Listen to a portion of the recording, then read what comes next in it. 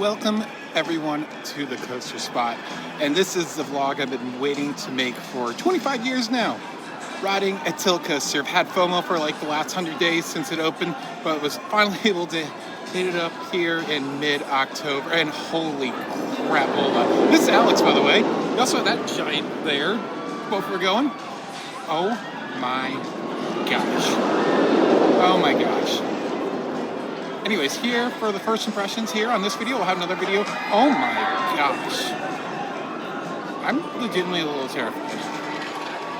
Here for 2 days, Thursday night and Friday. We'll have a separate video, tour of the Halloween weekends at Cedar Point, and then like a vlog tomorrow. We'll have lots of fun shots tomorrow. This will be just a quick first impressions. Probably get in 2 rides tonight.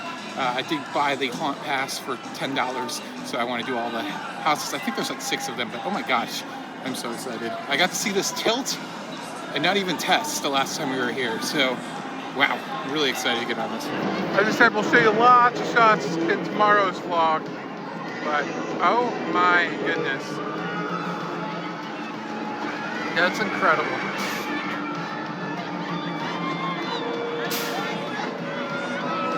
Well, I didn't realize the amazing detail on the front of the train there. That looks awesome. Oh my God. That was amazing. I do think it was probably running a little slow because it's like 60 something degrees right now. But overall, the layout is better than vertical velocity. And that tilt track was fortunate to get the back row, which is what I really wanted to start out with because I really wanted to feel the height of the tilt, and it was incredible. I absolutely love that. I've been waiting to do something like that for so long, as I mentioned, and it's absolutely incredible. Once again, do I think it was the greatest fit for Cedar Point? No, I think this could have done so much better at so many of the different Six Flags parks and drawn so much more gates at so many other parks. This would have just been the most amazing attraction, and here it really is like 4th, 5th. Not to say it's not amazing, but it goes up between such amazing rides at this park. It is definitely better than that over there. But, oh my God, it's so smooth. I love that you could feel the back hook clamp on right behind me, being in row 12. And then the whole transition is so smooth. Whole thing is like super smooth. It's like the smoothest coaster here, for sure. And it definitely felt, that drop is amazing too, by the way. It's not just some kind of like, it's a full layout, whereas the one that was done in Taiwan, like 20 something years ago, was pretty much just a concept, whereas this is a full ride. It does feel similar in motions to Flash Vertical Velocity, but so much more intense, such a better layout, oh my gosh. And I love what they did with this. I was wondering how I'd feel about like the gates or the fences here in the water, which are kind of done for a lockout reason. So I actually think they look okay. I wish they weren't there because it really makes no sense to have fences in the middle of water. But I mean, I love the little details they put on the bottom of the supports. As we know, they were adding that when we were here back in May, and the rust and everything.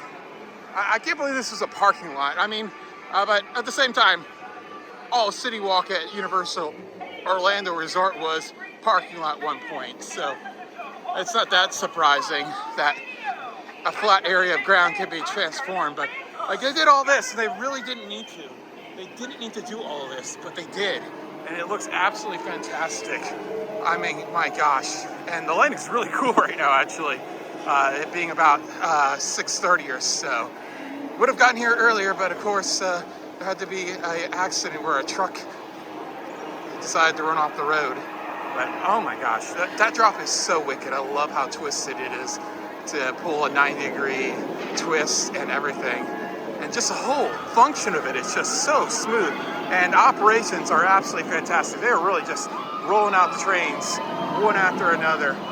The barrel rolls aren't as whippy as I was hoping them to, but that triple down, that thing is like the highlight of the ride, other than the drop, of course. I love the tunnel. I need another ride. There were parts of the ride I was still recovering from that tilt to really think about a lot of it. By the end of it, I was just like, oh wow, we're actually doing the rest of the ride. I was just so focused on that drop and thinking about that tilt and everything. It does feel a little bit like Falcon's Fury, the drop tower at Busch Gardens, Tampa. Like it has a similar feeling to it, the drop and everything and the tilt. And I feel like if you're in the front, it's gonna feel even more similar because you kind of tilt backwards in that one.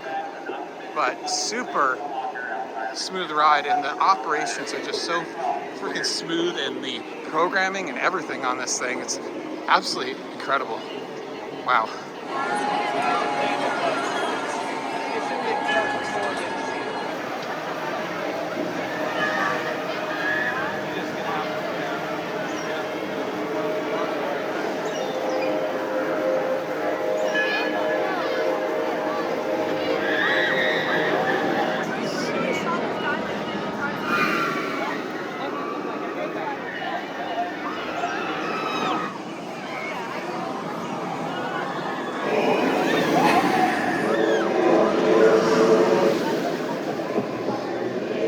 Large items and bags are not permitted and must be secured with the athletic strap.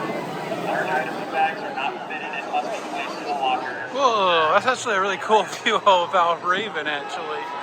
Now that this is all opened up with a new parking lot. It's probably the most positive thing I can say about Valraven, unfortunately, though.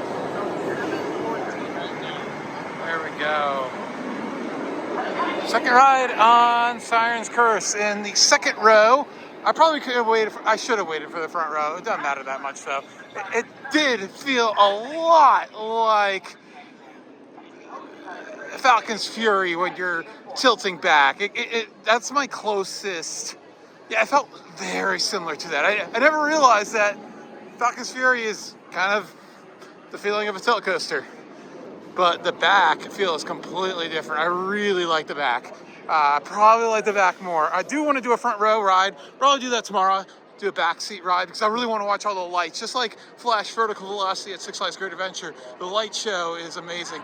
I think it's gone down right now for a minute because of some restraint issues. One row was already roped off and whatnot. But yeah, it was posted at 60 minutes and I waited like 30 something. So not bad at all. Oh my God. Hope you enjoyed all those sunset views. It's absolutely beautiful. I'm gonna go do haunt stuff, go ride like Top Thrill and stuff, but I'm gonna just do haunt video stuff tonight. So we'll come back to you when we get the night ride. Definitely the dark night ride. Oh my God. Again, it just doesn't feel like a Cedar Point ride. Like it could have easily ran 3 trains with this layout, more or less. I mean, maybe jogging on the lift hill to wait for the tilt to reset. You could have had a third block over there, you know, another block for the train to wait. You could have easily done 3 trains because they are always waiting for the train to come back to the station because the crew is amazing. It's really simple to check though, with just a seatbelt and a very easy restraint and very accommodating restraint. But just the size of it just doesn't feel Cedar Point, you know. It's just so dwarfed by everything else. This thing should have been at least 200 feet tall for Cedar Point.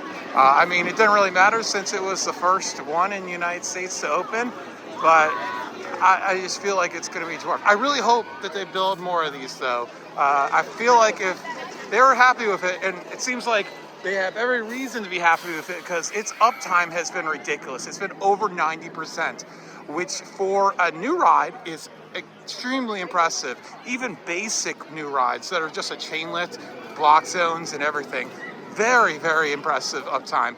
Now, to have it have this very complicated tilt mechanism and still have that uptime, just absolutely incredible. Bacoma's just knocked it out of the park with the engineering on this thing, the reliability.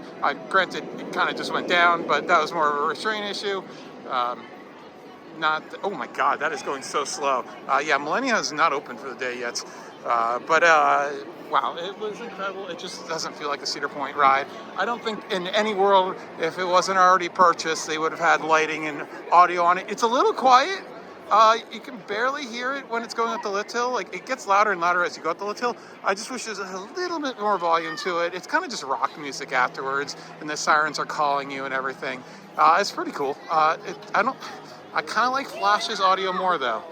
It's more energy filled. It could have been done better for sure. And I just wish I had a little bit more volume. But really excited to get on this thing. I just can't believe how similar the front seat felt like Falcon's Fury. It's insane. But yeah, as you see, it's really just restraining issues because that keeps on testing for whatever reason without people.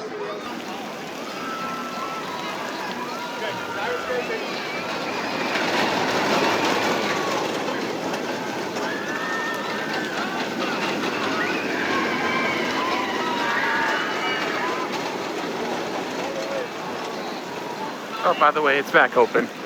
That was like a 5-minute delay. That was it.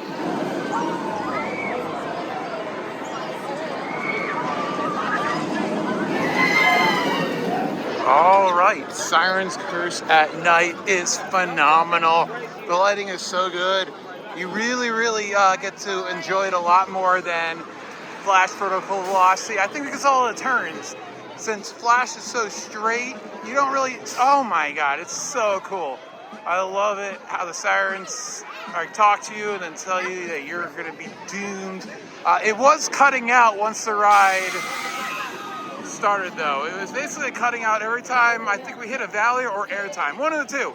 And then it would always come back, whether in a valley or in a airtime moment or even an inversion. So that's not great. I just wonder, this is one of those things like if something breaks on these trains and it's super expensive to fix or repair, or it takes time to repair, costs money to repair, or just in time and labor, is that something that they keep maintaining? I highly doubt it. I don't think it's priority for them. They kind of just were given this fantastic train with the audio and the lighting, and I don't think it's something they will maintain. I don't know. I hope they do, because it's fantastic. I hope Great Adventure, Six Flags Great Adventure, also does, since they have the same exact trains and everything.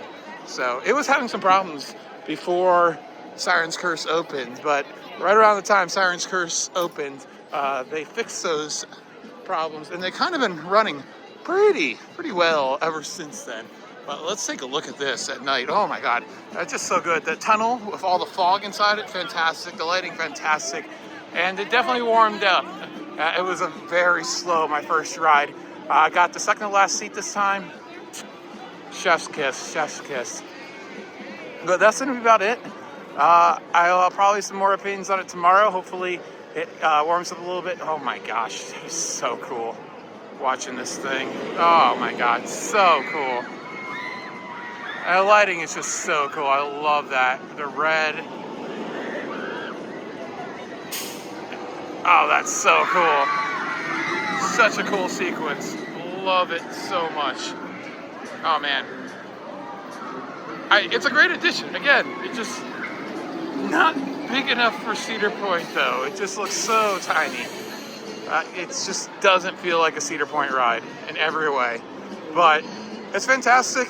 I just feel like down the road, it's just not gonna hold up compared to everything else. I think it's great when it's new and shiny, but later on, is it gonna really still wow people? I don't know. It does have the tilt thing, and that tilt thing is awesome. It does it well, and it does it really well. Amazing. I mean, I can't believe, and their crew is amazing too. I just can't believe how flawlessly this runs, considering how complicated of a ride this thing actually is. Anyways, that's it. I've been Alex for the Coaster Spot. Like, comment, and subscribe, because we have plenty of videos here from Cedar Point and all over the world. Tours, vlogs, construction updates, all those types of things. Oh my gosh. Oh, and by the way, that thing is awesome too. Better than Siren's Curse, I won't lie. Yes, had a backseat ride, was fantastic. All right, bye.